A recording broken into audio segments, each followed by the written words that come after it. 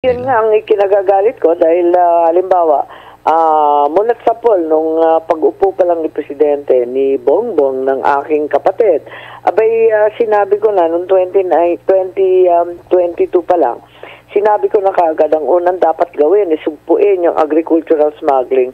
Abay mula noon hanggang ngayon, wala pa rin. Ayaw ipasa yung agricultural smuggling. Sino ba yung mga protector na yan na takot itaas yung smuggling na penalties? Ano bang problema? Bakit tayo nakikisangkot dyan sa away ng China at ng US? At pati yung buhay ng mga Pilipino itataya para lang makisangkot dyan. Hindi naman nating away yan bili ng mga Facebook ads, YouTube, at kung ano-ano pang video, tutol sa akin, 25 million. Pero yung overall daw, nasa 400 million sa paninira sa atin lahat. Ngayon, yung sa Duterte at kay Pastor, malamang mas malaki pa.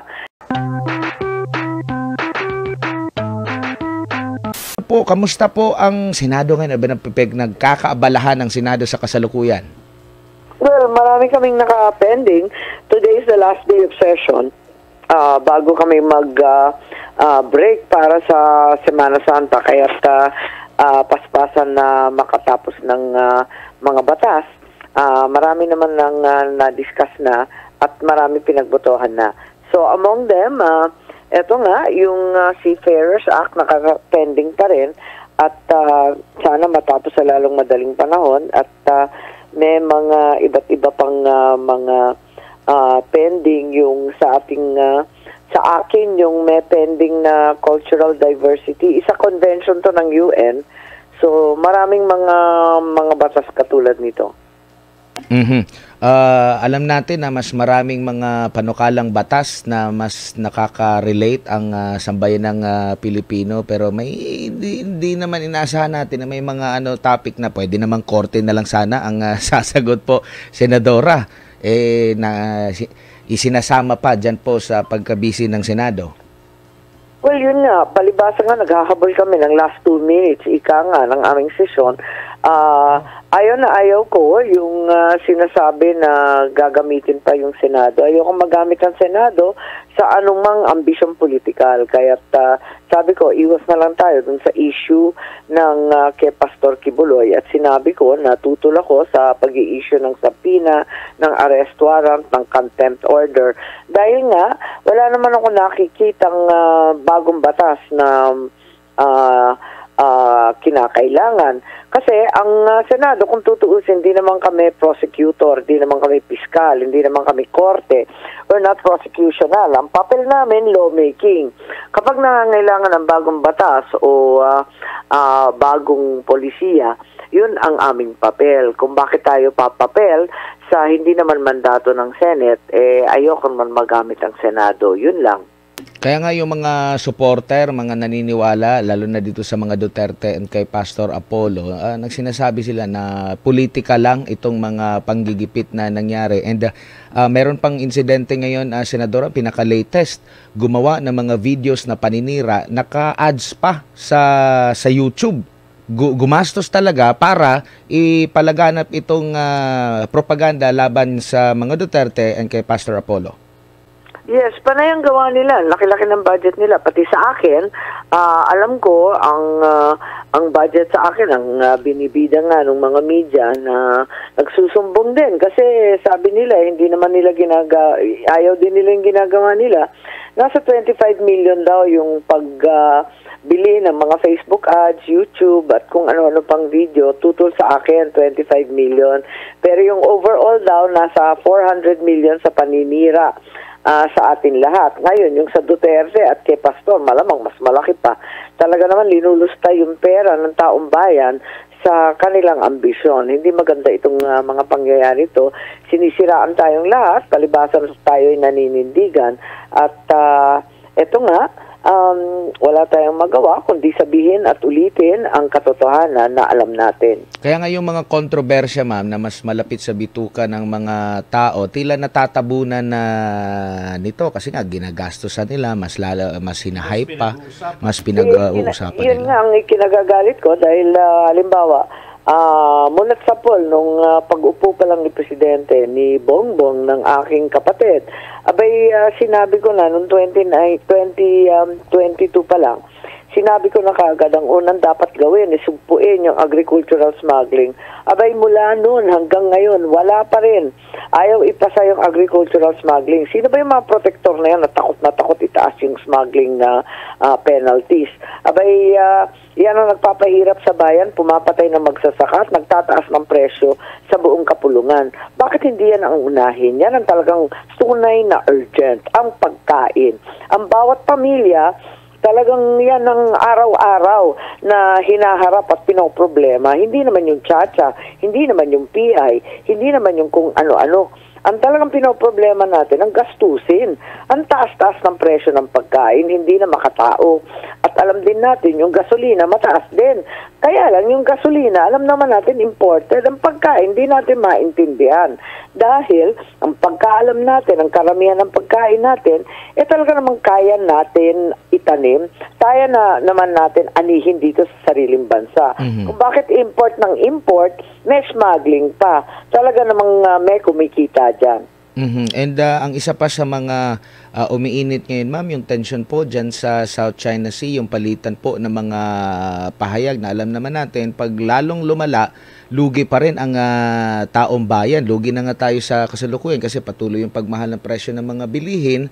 Wala pang malinaw talaga na tugon dito. Yet parang naghahanap ulit tayo, dagdagan ang problema ng taong bayan. Nakita ko nga may nakita ako na sinasabi galing sa Chief of Staff kay General Browner. At nalulungkot ako kung totoo man to. Hindi ko alam kung totoo kasi hindi naman authenticated. Pinasa-pasa lang sa Viber groups na nananawagan na siya at kinukumusta at nagpapasalamat sa lahat ng nagsasabi na sila daw ay magvo-volunteer para ipagtanggol ang Pilipinas. Alam ko naman matapang at hindi matatanong ang paninindigan ng Pilipino, no? Pero sa kabila nito, gera na ba talaga? Bakit siya nananawagan na mag-voluntaryo na sa iba't ibang reserve forces, ibigay na daw ang mga sasakyan, pati yung mga aeroplano at helicopter, i-volunteer na daw sa ating sandatahan lakas? Nakaka-nervyos to. Ano bang ibig sabihin? Susugod na ba tayo sa China o susuguri na ba tayo ng China? Ang akin kasi, bilang opisyal, bilang hinalal, ang pangunahing tungkulin natin ay ipagtanggol at depensahan ang buhay ng bawat Pilipino. Kung ilalagay mo sa panganib ang buhay ng Pilipino, kasi atribido kang sumisiksik dyan sa away ng dalawang dambuhalang bayan, may kasalanan kang matindi sa taong bayan. Ayaw natin na magkagera. Bakit parang hat na hat sila makipagbunuan dyan? Hindi naman natin kaya ang China. Higit sa lahat, hindi naman natin kaaway. Sila nga lagi nagpapadala ng pagkain. Sila rin nagpapadala ng bakuna. Kung ano-anong tulong kapag bagyo kasi sila malapit. Yung US naman, matagal naman natin kaalyado. Di rin naman nating kaaway. Defense and Treaty ally yan. Ano bang problema? Bakit tayo nakikisangkot dyan sa away ng China at ng US? At pati yung buhay ng mga Pilipino itataya para lang makisangkot yan. Hindi naman nating away yan. Wala naman tayong kaaway. Kaibigan naman natin lahat. Ang liit-liit lang natin bansa. Biglang geopolitical games ang linalaro natin. Wala tayong papel dyan. And okay lang sana kung ipagtanggol natin ang ating bayan kung interest natin, pero baka ibang interest na ang ipinaglalaban natin, baka mali yun. Tama. Babalik tayo sa panahon ng Ikalawang Gera Mundial nung nadamay ang Pilipinas. Siguro naman natuto na tayo sa leksyon noon. Hindi naman natin kaaway yung Hapon noon. Biglang nadamay-damay tayo. Binomba tayo. Palibasa nandito yung mga Amerikano. Binomba tayo ng mga Hapon. Binomba na rin ng mga Amerikano. Nadurog ang Manila. Walang natira. At ilang milyong Pilipino ang namatay. 10% of our population died. Wasak ang buong Manila. Walang natira. At higit sa lahat, hanggang dekada 70, nagre-rebuilding pa tayo para mabuo yung ating capital city at yung ating mga kalsada. So talagang nakita natin, wala talagang silbi itong mga gera ng ibang tao. Bakit tayo pumapasok dyan? Wala naman tayong kaaway, Pilipino tayo. Kaibigan naman natin lahat. Wala naman tayong kakayahan pati. Abay, kung napipikon tayo sa mga inchi, kasi nakakapikon naman talaga sila, dyan sa pagbubuli ng mangingisda, wala tayong choice kundi makipag-usap, makipag-dialogo sa lahat ng nivel. Magtiisan na tayo, wala tayong magagawa.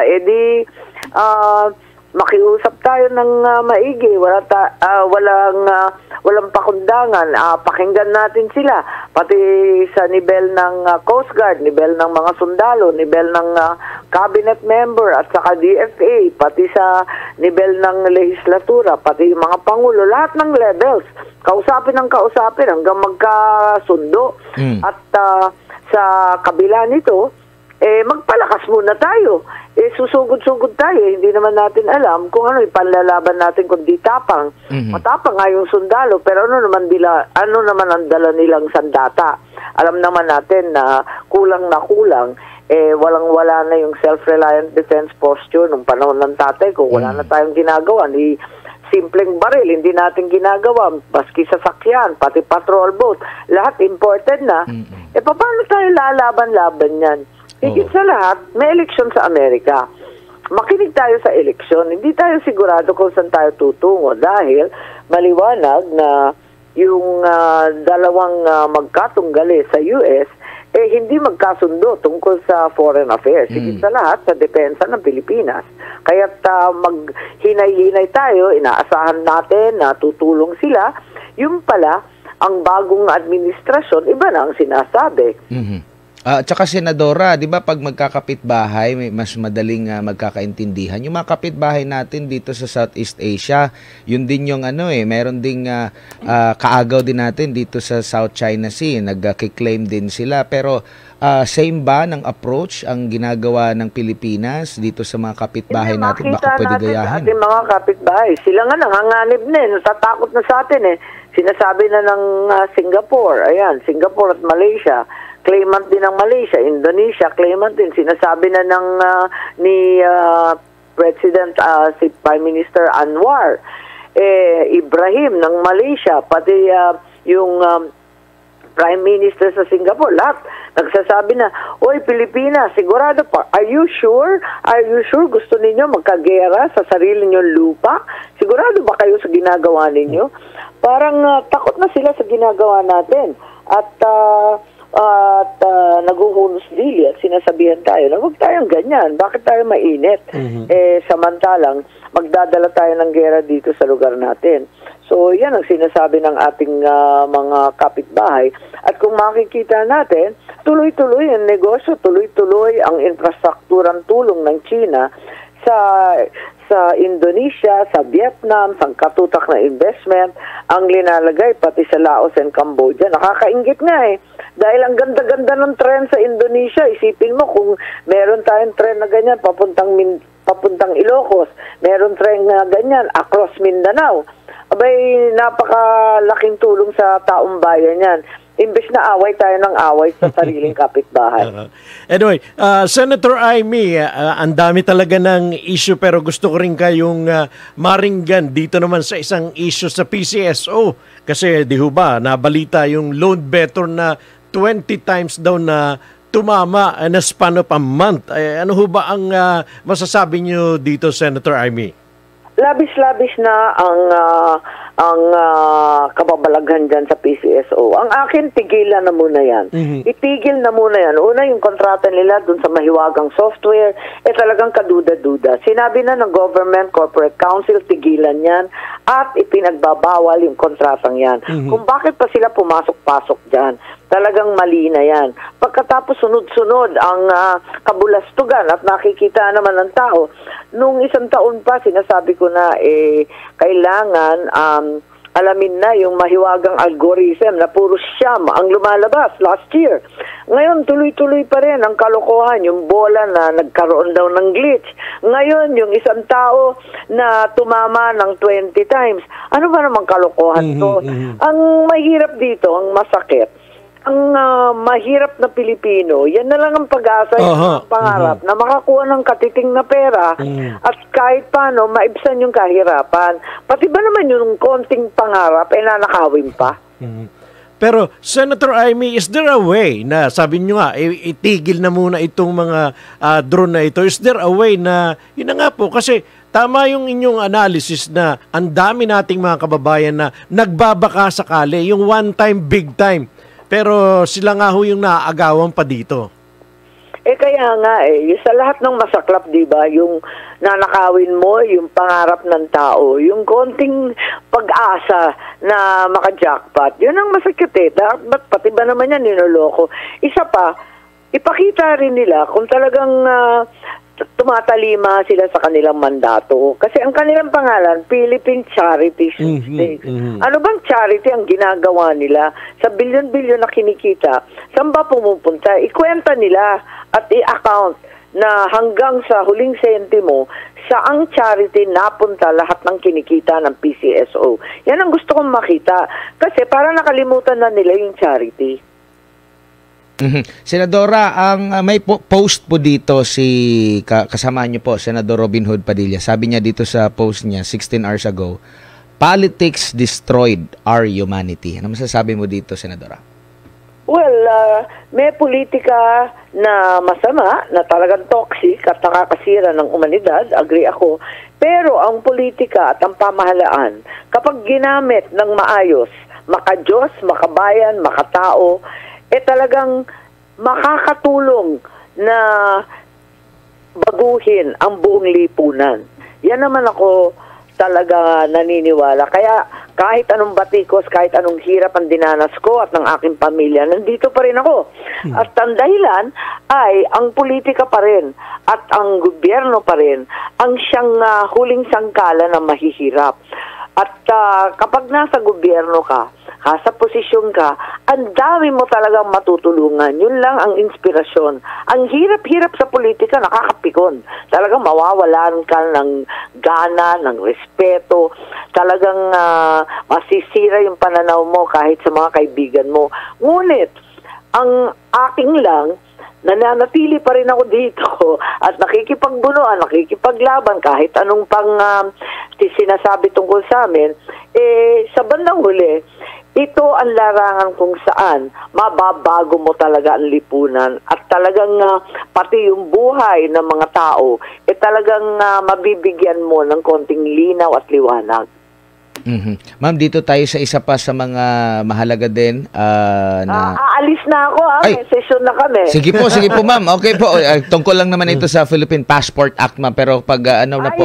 Oo. Maganda yan kasi alam ninyo nung nagkaroon tayo ng mga passport, kung maalala ninyo, 19 kopong-kopong pa, hindi pa uso yung machine readable passport. So, yung passport natin, medyo nag-level up na. Ngayon, machine-readable na tayo.